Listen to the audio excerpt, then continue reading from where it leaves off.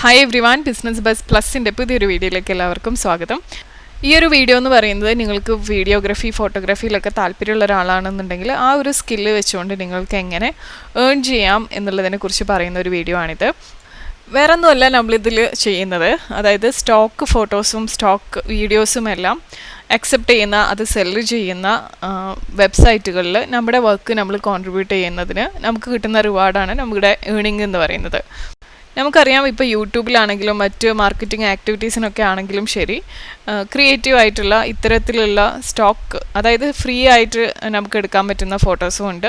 അതുപോലെ ചെറിയൊരു amount pay ചെയ്ത് കഴിഞ്ഞാൽ നമുക്ക് നെറ്റിൽ നിന്ന് ഡൗൺലോഡ് ചെയ്തെടുക്കാവുന്ന റോയാലിറ്റി ഫ്രീ ആയിട്ടുള്ള ഫോട്ടോസും വീഡിയോസും എല്ലാം നമുക്ക് എളുപ്പത്തിൽ ലഭ്യമാവുന്ന രീതിയിലുള്ള വെബ്സൈറ്റുകളുണ്ട്. അപ്പോൾ ഇതിന് ഡിമാൻഡ് ഉണ്ട് എന്നുള്ള കാര്യം നിങ്ങൾക്ക് മനസ്സിലായല്ലോ. അപ്പോൾ നിങ്ങൾ എന്താണ് ഇവിടെ ചെയ്യേണ്ടതെന്ന് വെച്ച് കഴിഞ്ഞാൽ, പല ടോപ്പിക്സിൻ്റെ മുകളിലുള്ള വീഡിയോസ് അല്ലെങ്കിൽ ഫോട്ടോസ് നമ്മൾ ക്ലിക്ക് ചെയ്തിട്ട് ഷൂട്ട് ചെയ്തിട്ട് അത് നമ്മൾ ഇത്തരത്തിലുള്ള വെബ്സൈറ്റുകൾക്ക് സബ്മിറ്റ് ചെയ്ത് കൊടുക്കുകയാണ് ചെയ്യുന്നത്. അപ്പോൾ ഇത് സബ്മിറ്റ് ചെയ്യുന്നതിന് നിങ്ങൾക്ക് ആ ഒരു ഫോട്ടോ അല്ലെങ്കിൽ വീഡിയോ സെല്ലായി പോകുന്ന സമയത്ത് ഒരു റിവാർഡ് ലഭിക്കുന്നതാണ്.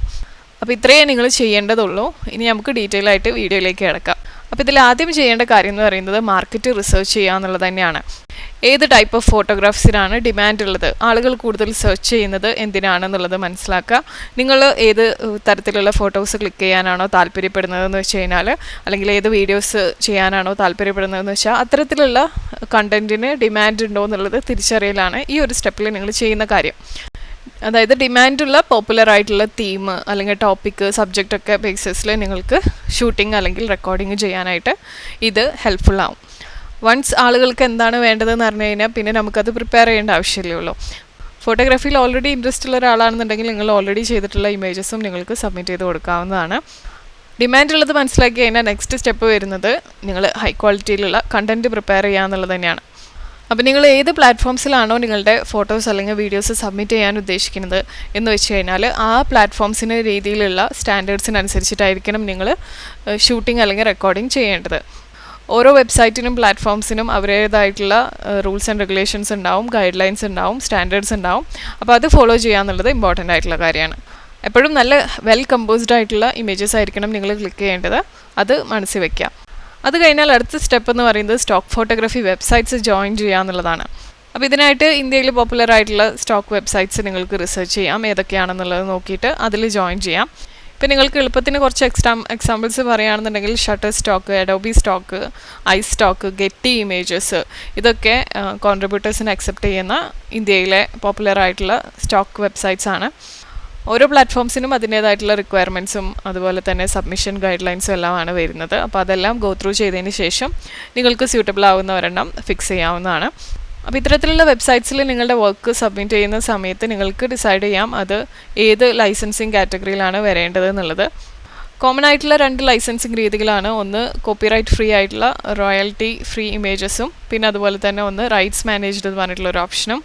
റോയൽറ്റി ഫ്രീ ഇമേജസ് എന്ന് പറയുന്നത് ബയേഴ്സിന്, അതായത് നിങ്ങളുടെ ഇമേജസ് അല്ലെങ്കിൽ വീഡിയോസ് ഡൗൺലോഡ് ചെയ്യുന്നവർക്ക് ജസ്റ്റ് ഒരു 1 ടൈം ഫീൽ തന്നെ മൾട്ടിപ്പിൾ ടൈം അത് യൂസ് ചെയ്യാനുള്ള ഒരു ഓപ്പർച്യൂണിറ്റി നിങ്ങൾ പ്രൊവൈഡ് ചെയ്യുകയാണ്. ഇനി റൈറ്റ്സ് മാനേജ്ഡ് ആണെന്നുണ്ടെങ്കിൽ നിങ്ങൾക്ക് കൂടുതൽ കൺട്രോൾ ഉണ്ടാവും നിങ്ങളുടെ ഈ ഒരു വർക്കിൻ്റെ മുകളിൽ. അത് ആളുകൾക്ക് എത്ര ടൈംസ് യൂസ് ചെയ്യേണ്ട രീതിയിലാണ് വരേണ്ടത്, ഒരു നിശ്ചിത എമൗണ്ട് പേ ചെയ്ത് കഴിഞ്ഞാൽ എന്നുള്ളതൊക്കെ നിങ്ങൾക്ക് ഡിസൈഡ് ചെയ്യാൻ വേണ്ടി സാധിക്കും. പ്ലാറ്റ്ഫോംസ് ഏത് വേണം എന്നുള്ളത് ഡിസൈഡ് ചെയ്ത് കഴിഞ്ഞാൽ നിങ്ങൾ ചെയ്യേണ്ടത് ആ പ്ലാറ്റ്ഫോംസിൽ കോൺട്രിബ്യൂട്ടേഴ്സിൻ്റെ പേജിൽ പോയിട്ട് സൈനപ്പ് ചെയ്യുക എന്നുള്ളതാണ്. അപ്പോൾ നിങ്ങളുടെ ഡീറ്റെയിൽസും കാര്യങ്ങളൊക്കെ കൊടുത്ത് നിങ്ങൾക്ക് സബ്മിറ്റ് ചെയ്ത് കഴിഞ്ഞാൽ നെക്സ്റ്റ് ആയിട്ട് നിങ്ങളുടെ വർക്ക് നിങ്ങൾക്ക് അപ്ലോഡ് ചെയ്യാനുള്ള ഓപ്ഷൻസ് ലഭിക്കുന്നതാണ്. അപ്പോൾ ഇത്തരത്തിലുള്ള കുറച്ച് വെബ്സൈറ്റുകളുടെ കോൺട്രിബ്യൂട്ടേഴ്സിൻ്റെ സൈനപ്പ് ലിങ്ക് ഞാൻ താഴെ ഡിസ്ക്രിപ്ഷനിൽ കൊടുക്കാം, നിങ്ങൾക്കത് ചെക്ക് ചെയ്യാവുന്നതാണ്. ഇനി സൈനപ്പ് ചെയ്യുന്നതിന് മുമ്പ് നിങ്ങൾക്ക് അവരുടെ റൂൾസ് ആൻഡ് ഗൈഡ് ലൈൻസ് ഒക്കെ കാണണം എന്നുണ്ടെങ്കിൽ ഇതേ പേജ് തന്നെ നിങ്ങൾ ചെക്ക് ചെയ്താൽ മതിയാവും. ഞാൻ ഡിസ്ക്രിപ്ഷനിൽ കൊടുക്കുന്ന അതേ ലിങ്ക്സ് നിങ്ങൾക്ക് നോക്കിയാൽ മതിയാവും. വെബ്സൈറ്റിൽ സൈനപ്പ് ചെയ്ത് കഴിഞ്ഞാൽ നിങ്ങൾക്ക് ഫോട്ടോഗ്രാഫ്സ് വീഡിയോഗ്രാഫ്സ് ഒക്കെ സബ്മിറ്റ് ചെയ്യാവുന്നതാണ്. അപ്പം നിങ്ങളുടെ വർക്ക് നിങ്ങൾ സബ്മിറ്റ് ചെയ്യേണ്ട സമയത്ത് പ്രത്യേകം ശ്രദ്ധിക്കേണ്ട കാര്യം മീറ്റാ ഡാറ്റ കൊടുക്കുക. അതേപോലെ തന്നെ ശ്രദ്ധിക്കേണ്ട കാര്യമാണ് ഇമേജസിന് നിങ്ങൾ പ്രോപ്പറായിട്ട് ഡിസ്ക്രിപ്ഷൻ കൊടുക്കുക, അതുപോലെ കീവേഡ്സും സെറ്റ് ചെയ്ത് കൊടുക്കുക. എങ്കിൽ മാത്രമേ ആളുകൾ ഇത് ഗൂഗിളിലൊക്കെ സെർച്ച് ചെയ്യുന്ന സമയത്ത് നിങ്ങളുടെ വർക്കും കൂടെ അവർക്ക് വിസിബിൾ ആവുള്ളൂ. നമ്മുടെ പ്രൊഡക്ട്സിന് അല്ലെങ്കിൽ നമ്മുടെ വർക്കിന് കൂടുതൽ വിസിബിലിറ്റി കിട്ടണമെന്നുണ്ടെങ്കിൽ നിങ്ങളിത് ചെയ്യേണ്ടത് അത്യാവശ്യമാണ്. അപ്പോൾ അത് പ്രത്യേകം നിങ്ങൾ ശ്രദ്ധിക്കുക.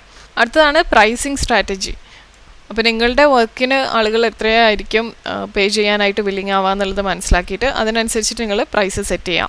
അതേപോലെ തന്നെ ശ്രദ്ധിക്കേണ്ട കാര്യമാണ് നിങ്ങളുടെ വർക്ക് നിങ്ങൾ സോഷ്യൽ മീഡിയ പ്ലാറ്റ്ഫോംസിലൊക്കെ ഒന്ന് ഷെയർ ചെയ്ത് കൊടുക്കുന്നത്. എങ്കിൽ മാത്രമേ നമുക്ക് കൂടുതൽ പേരിലേക്ക് നിങ്ങളുടെ വർക്ക് എത്തിക്കാനായിട്ട് സാധ്യമാവുള്ളൂ. അടുത്തതായിട്ട് നിങ്ങൾ ശ്രദ്ധിക്കേണ്ട കാര്യം കോപ്പിറൈറ്റ് ലോസിലും അതുപോലെ ലൈസൻസിങ് എഗ്രിമെൻറ്റ്സിൻ്റെ എല്ലാം കാര്യങ്ങളിൽ നിങ്ങൾ കുറച്ചൊന്ന് ഫെമിലിയറൈസ് ആവാം. അപ്പോൾ നിങ്ങൾക്ക് ഭാവിയിൽ പ്രശ്നങ്ങളില്ലാതെ നല്ല രീതിയിൽ ഇത് ചെയ്ത് മുന്നോട്ട് പോകാനായിട്ട് ഇത് ഹെൽപ്പ് ചെയ്യും. അപ്പോൾ ഇങ്ങനെ ചെയ്യുമ്പോഴുള്ള മറ്റൊരു അഡ്വാൻറ്റേജ് എന്താണെന്ന് വെച്ച് കഴിഞ്ഞാൽ ബയേഴ്സ് പേ ചെയ്യുന്ന എമൗണ്ട് നിങ്ങളുടെ വർക്കിന് വേർത്താണ് എന്നുള്ളൊരു ഫീലിംഗ് നിങ്ങൾക്ക് ലഭിക്കുകയും ചെയ്യും. നിങ്ങൾക്ക് ആ ഒരു കാര്യത്തിൽ ഹാപ്പി ആയിട്ടിരിക്കാം. അടുത്തതായിട്ട് നിങ്ങൾക്ക് ചെയ്യാവുന്ന ഒരു കാര്യമാണ് സെയിൽസും ട്രെൻഡ്സൊക്കെ മോണിറ്റർ ചെയ്യുക എന്നുള്ളത്. അപ്പോൾ നിങ്ങളൊരു പെർട്ടിക്കുലർ ടൈമിൽ ഇത്ര പ്രൈസിങ് ചെയ്തിട്ട് അത്യാവശ്യം സെയിൽസ് ഉണ്ടാക്കിയെന്നുണ്ടെങ്കിൽ അത് നിങ്ങളൊന്ന് നോട്ട് ചെയ്ത് വെക്കുക. അടുത്തൊരു പീരീഡിൽ അതിന് ആ ഒരു പ്രൈസിൽ അഡ്ജസ്റ്റ്മെൻറ്റ്സ് വരുത്തിയിട്ട് എങ്ങനെയാണ് റിസൾട്ട്സ് ഉണ്ടായത് നോക്കുക. അപ്പോൾ ഇത്തരത്തിലുള്ള കാര്യങ്ങൾ നിങ്ങളൊന്ന് ചെക്ക് ചെയ്യാം. അപ്പോൾ ഇങ്ങനെ ചെയ്യുമ്പോഴുള്ള ഗുണം എന്താണെന്ന് വെച്ച് കഴിഞ്ഞാൽ നമുക്ക് സെയിൽസ് മോണിറ്റർ ചെയ്തിട്ട് നമ്മുടെ വർക്കിന് നമുക്ക് കിട്ടാവുന്ന മാക്സിമം നമുക്ക് ഏൺ ചെയ്തെടുക്കാനായിട്ടത് ഹെൽപ്പ് ചെയ്യും. ഇനി 10ാമത്തെ കാര്യമാണ് കണ്ടിന്യൂസ് ലേണിംഗ് ആൻഡ് ഇമ്പ്രൂവ്മെൻറ്റ്. എല്ലാ ഫീൽഡിലുള്ളതും പോലെ തന്നെ നിങ്ങളുടെ ഫോട്ടോഗ്രാഫിയിൽ പുതിയതായിട്ട് എന്തൊക്കെ കാര്യങ്ങൾ നിങ്ങൾക്ക് എക്സ്പെരിമെൻറ്റ് ചെയ്യാം എന്നുള്ളത് നോക്കാം, എന്നിട്ട് അത് ചെയ്യാം.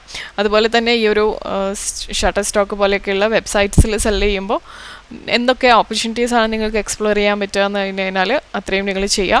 ഇനി അതിനും പുറമെ ഈ സ്റ്റോക്ക് വെബ്സൈറ്റ്സിൽ അല്ലെങ്കിൽ ഇത്തരത്തിലുള്ള പ്ലാറ്റ്ഫോംസിൽ മാത്രം നിൽക്കാതെ നിങ്ങൾക്ക് ഫോട്ടോഗ്രാഫിയിലുള്ള നിങ്ങളുടെ ഐഡിയാസ് ഷെയർ ചെയ്യുന്ന രീതിയിൽ ഇ ബുക്ക് പബ്ലിഷ് ചെയ്യാം, കോഴ്സസ് പ്രൊവൈഡ് ചെയ്യാം, വർക്ക്ഷോപ്സ് കണ്ടക്ട് ചെയ്യാം.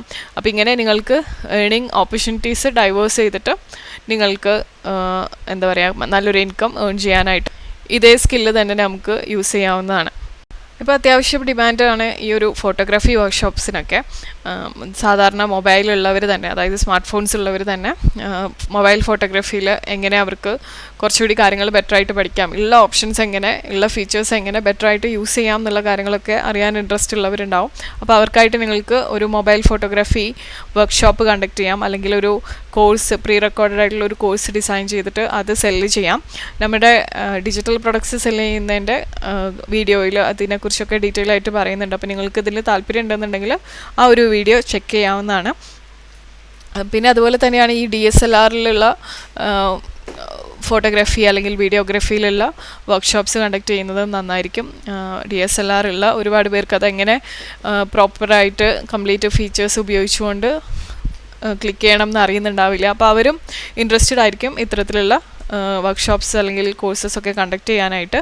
അപ്പോൾ ഈ ഒരു ഓപ്പർച്യൂണിറ്റിയും നിങ്ങൾക്ക് മാക്സിമം യൂട്ടിലൈസ് ചെയ്യാനായിട്ട് ഹെൽപ്പ് ചെയ്യുന്ന ഒരു കാര്യമാണ് ഇത്തരത്തിലുള്ള വർക്ക്ഷോപ്സ് കണ്ടക്ട് ചെയ്യുക എന്നുള്ളത്. ഏതെങ്കിലുമൊക്കെ ഫോട്ടോഗ്രാഫി റിലേറ്റഡ് ആയിട്ടുള്ള കമ്മ്യൂണിറ്റിയിലും നിങ്ങൾക്ക് നിങ്ങളുടെ ഈ ഒരു ലിങ്ക്സൊക്കെ ഷെയർ ചെയ്ത് കൊടുത്തു കഴിഞ്ഞാൽ അത്യാവശ്യം നല്ലൊരു ബൂസ്റ്റ് നിങ്ങൾക്ക് ഉണ്ടാക്കിയെടുക്കാനായിട്ട് സാധിക്കും. അപ്പോൾ ഇത്രയൊക്കെയാണ് ഈ ഒരു വീഡിയോയിൽ പറയാനായിട്ടുണ്ടായിരുന്നത്. Thank you so much for watching. നിങ്ങളുടെ അഭിപ്രായങ്ങളും നിർദ്ദേശങ്ങളൊക്കെ താഴെ കമൻറ്റ് ബോക്സിലൂടെ അറിയിക്കാം.